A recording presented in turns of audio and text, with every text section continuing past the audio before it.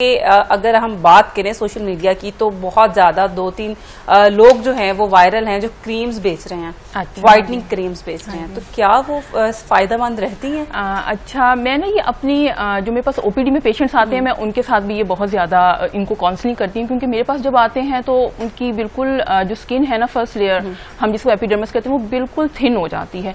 क्यों? क्योंकि ये क्रीम्स जो हैं वो कॉस्मेटिक पर्पस के लिए होती हैं। इसके अंदर इन्होंने बहुत ज्यादा स्टेरॉइड प्लस मरकरी डाला होता है और इसके वो जब ये चेहरे के ऊपर लगाते हैं तो ऊपर की जिल्द इतनी पतली हो जाती है और नीचे टेलेंजेक्टेजिया मतलब खून की बारीक नालियां होती हैं वो नजर आना शुरू हो जाती हैं। इसके अलावा दाग धब्बे भी पड़ते हैं और छाइयां भी आना शुरू हो जाती हैं। फिर वो जो टेलेंजेक्टेजिया है उसका इलाज जो है ना फिर वो हमारे पास टॉपिकल ट्रीटमेंट्स में नहीं रह जाता। फिर हमें कैंसर भी हो सकते हैं, उससे स्किन कैंसर भी हो सकते हैं और उससे स्टीरॉइड है ना आप सारा अंदर डाल रहे हैं अपने, स्टीरॉइड अब एब्जॉर्ब हो रहा है आपकी स्किन के थ्रू आपकी बॉडी में। एक तो उसके साइड इफेक्ट्स आना शुरू हो जाते हैं और इटसेल्फ उसके स्किन के ऊपर बहुत ज्यादा बुरे साइड इफेक्ट्स आते हैं। और हिरसुटिज्म, खवातीन में बाल बहुत ज्यादा चेहरे के आ जाते हैं, चेहरे पे जो आते हैं। उसके अलावा जिस समय मैंने आपको बताया छाइयां बहुत ज्यादा आ जाती हैं और पिगमेंटेशन का इश्यूज बहुत ज्यादा आना शुरू हो जाते हैं। अगर आपके फेस पे हेयर आना शुरू हो गए तो सिर्फ उसका ये मतलब नहीं है कि आपको हार्मोन्स का कोई मसला हो रहा है, वो आप जो क्रीम्स वगैरह यूज कर रहे हैं उसकी वजह से भी हो सकता है। हमने सारी चीजों की हिस्ट्री लेके, क्योंकि ज्यादातर जो मेरे पास आती है वो यही उनकी 90% हिस्ट्री होती है कि बाजार से लेके 2 साल से 3 साल से एंड इवन स्ट्रॉन्ग स्टीरॉइड नाम बताती हैं कि बेटनोवेट लेके हम क्रीम्स में मिक्स करके लगाते हैं, जो कि बहुत ज्यादा खतरनाक क्रीम है और हम इसको मना करते हैं। हम जब इसको क्रोनिक डिजीजेस में भी देते हैं तो इतना स्ट्रॉन्ग स्टीरॉइड हम फेस के ऊपर लगाने के लिए कभी नहीं देते हैं।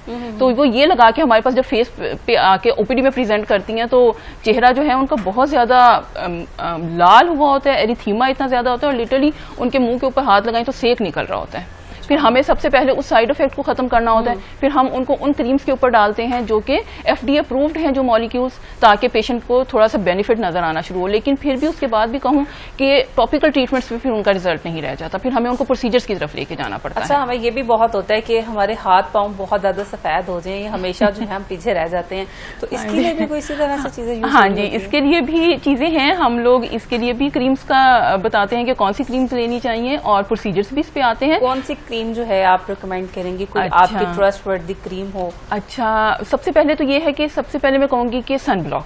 ठीक है, सन ब्लॉक बहुत जरूरी। जो भी आपका फोटो एक्सपोज पार्ट है, आपका फेस है, आपके हाथ हैं, आपके पाँव हैं, आपकी गर्दन, यहाँ पे अपना सन ब्लॉक लाजमी लगा के बाहर निकला करें। हमारे हाँ इतनी अवेयरनेस नहीं है सन ब्लॉक की।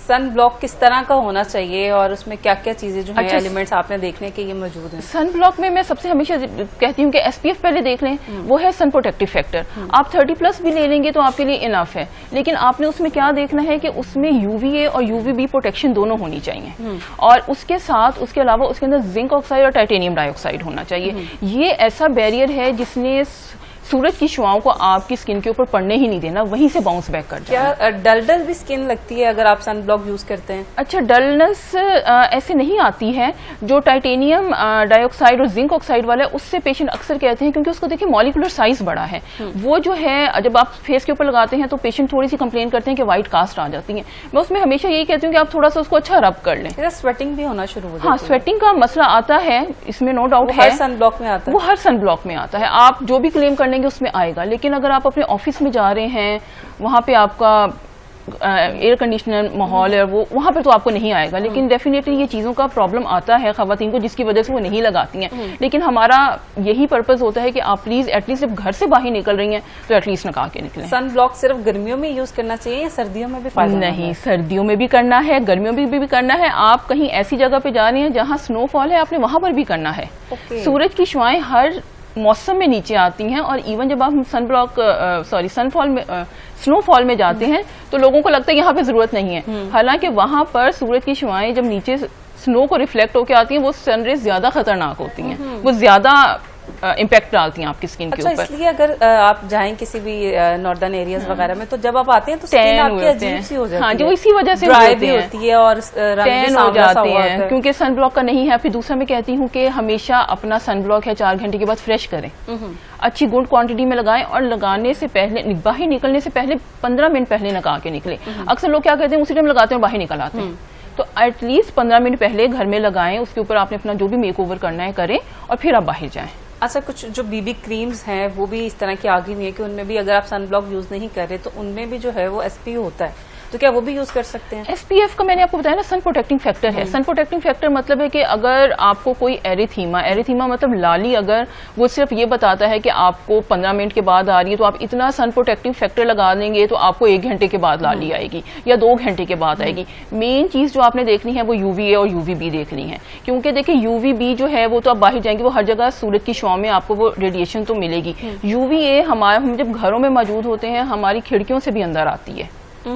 और UVA क्या चीज है? UVA ऐसी सनलाइट है जो कि आपकी फोटो डैमेज करती है। एजिंग में मतलब आप नहीं करें तो एजिंग बहुत जल्दी आ जाएगी। अच्छा, हाँ जी। यानी कि अगर आप धूप में मूव करेंगे तो आपकी एजिंग जो है वो ज्यादा जल्दी हो, आप वैसे सन ब्लॉक लगा के देखें, आप देखेंगे कि आपकी एजिंग डिले होना शुरू हो जाएगी। हाँ, हम तो बच्चों को रिकमेंड कर देते हैं 6 माह से ऑनवर्ड बच्चा लगाना शुरू करे और जब तक जिंदगी है लगाएं, क्योंकि ये तो बहुत ज्यादा इंपॉर्टेंट चीज है। किसी भी कंपनी का या किसी बहुत महंगी कंपनी का या कोई आप कंपनी अगर रिकमेंड करना चाहें? नहीं, मैं कॉस्मेटिक पर्पस वाले मैं नहीं कहती हूँ कभी भी। हमेशा देखें कि उसमें titanium dioxide plus zinc oxide. अक्सर आपने देखा होगा, क्रिकेटर्स को आपने देखा होगा, वो जब खेलते हैं तो उनके मुंह के ऊपर बहुत ज्यादा सफेदी जैसे चूना सा लगा हुआ है। क्यों? क्योंकि उन्होंने अपने आप को प्रोटेक्ट करना है, उसके अंदर zinc oxide plus titanium dioxide उन्होंने डाला होता है। क्योंकि ताकि सूरज की शुआएं जो है वो अंदर जा ही ना सके, वहीं से रिफ्लेक्ट बैक करके जाए। तो मैं हमेशा ये कहती हूँ कि titanium dioxide plus zinc oxide वाला देखा करें, और UVA प्लस UVB प्रोटेक्शन दोनों होनी चाहिए। जिनको बहुत ज्यादा फोटो सेंसिटिविटी आती है उसको मैं यही गाइड करती हूँ कि एक ब्रॉड ब्रिम हैट ले लें, वो इतनी 4 mm उसकी आगे वो होता है, उसके साथ भी आपकी जो सूरज की प्रोटेक्शन है वो बहुत ज्यादा अच्छी हो जाती है।